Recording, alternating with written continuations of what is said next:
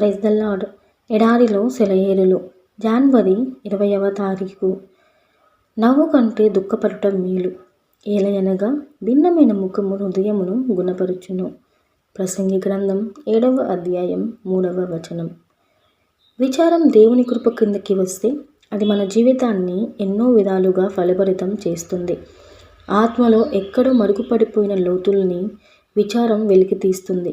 తెలియని సమర్థతలను, మర్చిపోయిన అనుభవాలను వెలుగులోనికి తెస్తుంది. నవ్వుతూ త్రులుతూ ఉండే వాళ్ళల్లో లోతు ఉండదు. తమలోని సంకుచితత్వాన్ని వాళ్ళు గ్రహించుకోలేరు.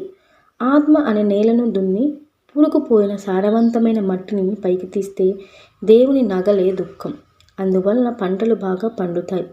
మనం పాపంలో పడకుండా మహిమ జీవిలాగా గడుపుతూ ఉన్నట్లయితే దేవుని సంతోషం అనే మంద మారుటమే మనలోని నిపుణతలను వెలుగు తీసే సాధనమయ్యేది.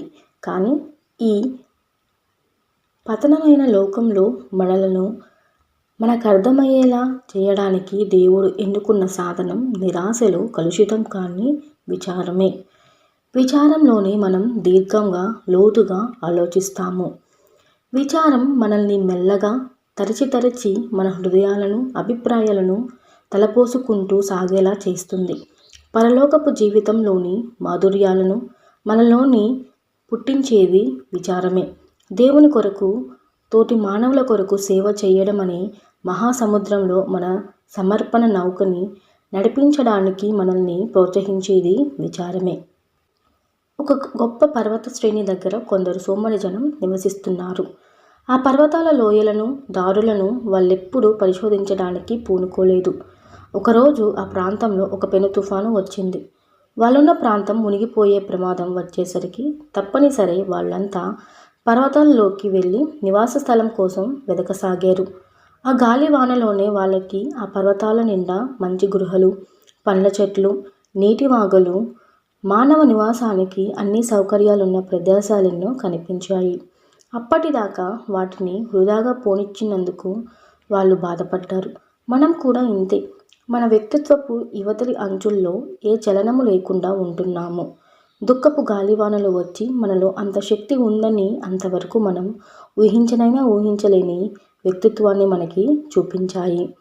దేవుడు ఒక మనిషిని ముక్కలుగా విరగగొడితేనే గాని ఏ గొప్ప పనికి వాడుకోడు. యాకోబుకున్న అందరూ కొడుకుల కంటే ఏసేపు ఎక్కువ దుఃఖాన్ని అనుభవించాడు. ఇదే అతన్ని అనేక జనాంగాలకి అన్నదాతగా నిలబెట్టింది. అందుకే పరిశుద్ధాత్మ యాకోబు ద్వారా అతని గురించి ఇలా వచించాడు.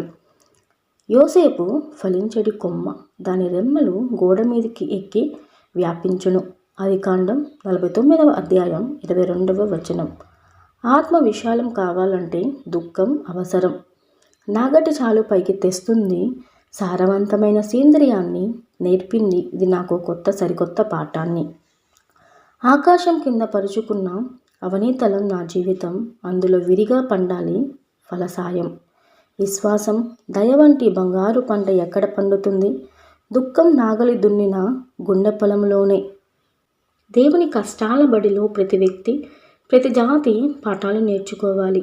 రాత్రి ఎంత బాగుంటుంది, చుక్కలు రాత్రులే కదా కనిపిస్తాయి అంటాము. అలాగే దుఃఖం ఎంత మంచిది, దుఃఖములోనే దేవుని ఆదరణ మనకి దొరికేది అనాలి. వరదలు వచ్చి ఒకతని ఇల్లు, అతని జీవోపాధి సర్వస్వం కొట్టుకుపోయింది. నీళ్ళని ఇంకిపోయిన తర్వాత దిగాలుగా నిలబడి చూస్తున్నాడు ఆ వ్యక్తి.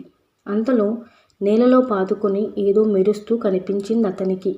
వరద నీళ్లు దానిపైనున్న మట్టిని కడిగేశాయి. బంగారంలా ఉందే అంటూ చూశాడతను. బంగారమే. అతన్ని దరిద్రుణ్ణి చేసిన వరదలే అతన్ని ధనికుణ్ణి చేశాయి. జీవితంలో చాలా సందర్భాలలో ఇలాగే జరుగుతుంది. Praise the lord.